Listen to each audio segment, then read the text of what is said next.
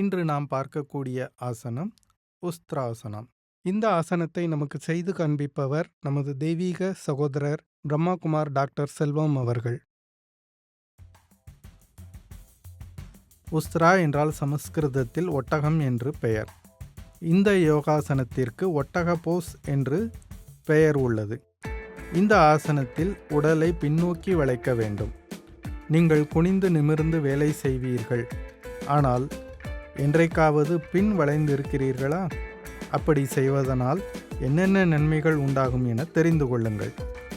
இதனை செய்வதற்கு ஆரம்பத்தில் கடினமாக இருந்தாலும் செய்யத் தொடங்கிவிட்டீர்களேயானால் உங்கள் வயிற்றில் இருக்கும் தொப்பை குறைந்து உடலை வில் போன்று வளைக்கக்கூடிய நெகிழ்வுத்தன்மை வந்துவிடும். தோள்பட்டைகள் விரிந்து குறுகிய எலும்புக்கூடுகள் பலமடைந்து கூன்முதுகு போய் கம்பீர தோற்றம் கிடைக்கும்.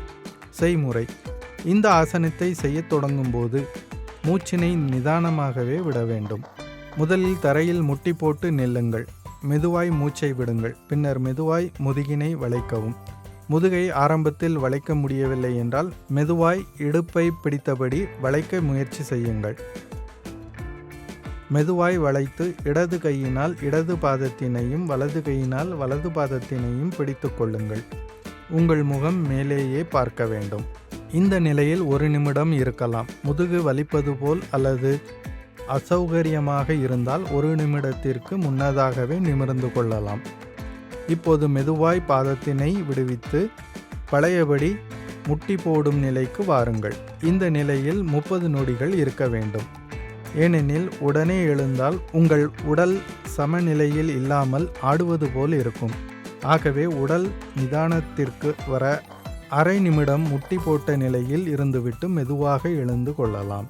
சில நொடிகள் கழித்து மீண்டும் இதேபோல் தொடருங்கள். இவ்வாறு 5 முறை செய்யலாம்.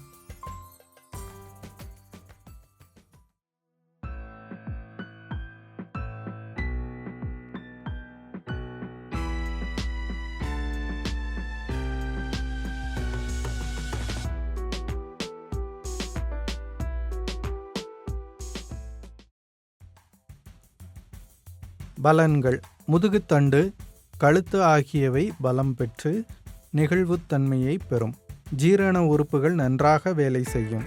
ஒழுங்கற்ற மாதவிலக்கு சீராகும். உங்கள் தோற்றம் கம்பீரமாய் நடைபோடும். முதுகு தசை வலிமை பெறும்.